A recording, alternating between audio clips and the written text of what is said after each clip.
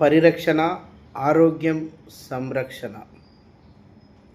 పర్యావరణ పరిస్థితులు ఏ విధంగా ప్రజలను ఇబ్బంది పెడుతున్నాయో, మన యొక్క ఆలోచన విధానం కరెక్టు లేకుండా ప్లాస్టిక్ వ్యర్థాలను భూమి మీద వేసి వాటిని ఎక్కువగా ఉపయోగించుకొని ప్లాస్టిక్ను రకరకాలుగా వాడుతున్న ఈ యొక్క ప్రజానికానికి మనకి ప్లాస్టిక్ ఎంతవరకు హాని చేస్తుందో, దానివల్ల భూమి సారం ఎంత దెబ్బతింటుందో, దానివల్ల మనిషికి ఎన్ని రకాల ఆరోగ్య సమస్యలు వస్తున్నాయో కనీసం చెప్పినా కానీ వినే పరిస్థితి లేదు, విని అర్థం చేసుకునే పరిస్థితి లేదు.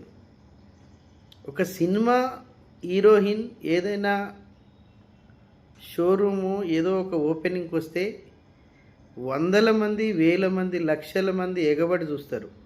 అక్కడ ఏముందో అర్థం కాదు, దానివల్ల ఏమొస్తుందో అర్థం కాదు. ఒక సినిమా హీరో ఆ విధంగా చేస్తే అదే విధానాన్ని అవలంబిస్తారు. కానీ మన బ్రతుకు కోసం, మన బ్రతుకు మనగడ కోసం, మన భావితరాల కోసం మనం ఏం చేస్తున్నాం? చెప్పింది వింటున్నామా? చెప్పే వాళ్ళని ఎంకరేజ్ చేస్తున్నామా అనేది ఆలోచన చేయలేని పరిస్థితిలో మనిషి ఉన్నాడు. మనమేం సినిమా హీరోలం కాదు, బ్యాక్గ్రౌండ్లో పెద్ద గొప్ప వాళ్ళము కాదు, కానీ సమాజాన్ని మేల్కొల్పాలి అనే ఆలోచన ఉన్నవాళ్ళం. సమాజానికి హాని జరుగుతుంది వీటి వల్ల అని మనకు ఎన్ని ఇబ్బందులున్నా, ఎన్ని రకాల సమస్యలున్నా మనం మానవ జన్మ ఎత్తినం.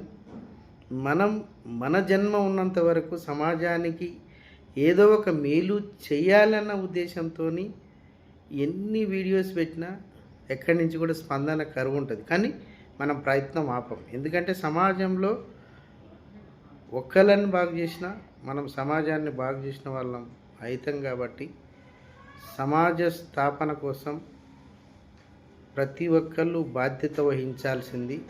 భూసారాన్ని కాపాడాలి, గాలిని కాపాడాలి, నీళ్ళని కాపాడాలి. వీటినేటిని మనం కాపాడుకోకుండా ఉంటే రేపటి మన భావితరాల భవిష్యత్తుకు అర్థం ఉండదు. రోగాల మయం, రోగాల పుట్ట ఈ యొక్క భారతదేశం కాబోతుంది.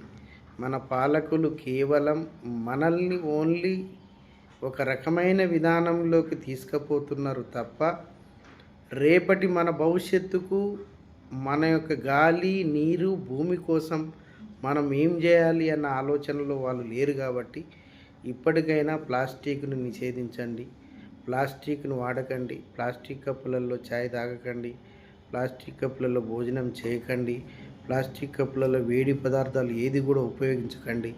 ఈ ప్లాస్టిక్ని మొత్తానికి నిషేధిస్తే ఈ సమస్య రాదు. భూమిని కాపాడుకున్న వాళ్ళమైతాం, మనుషుల్ని కాపాడుకున్న వాళ్ళమైతాం, ఆరోగ్యాన్ని కాపాడుకున్న వాళ్ళమైతాం. కాబట్టి ఈ యొక్క విషయాన్ని ప్రతి ఒక్కరు కూడా షేర్ చేసుకొని ఎంతో కొంత మీ వంతు బాధ్యతగా రోజు 10 నిమిషాలు టైం వెచ్చించిన మనం భావితరాలకు భవిష్యత్తుని ఇచ్చేవాళ్ళం అవుతాం. కాబట్టి ఈ యొక్క విషయాన్ని అందరూ కూడా గమనించి ఎక్కడ కూడా ప్లాస్టిక్ను వాడకుండా, ప్లాస్టిక్ని ఎక్కడ ఉపయోగించకుండా ఉండాలని మనవి చేస్తూ జై హింద్, జై భారత్.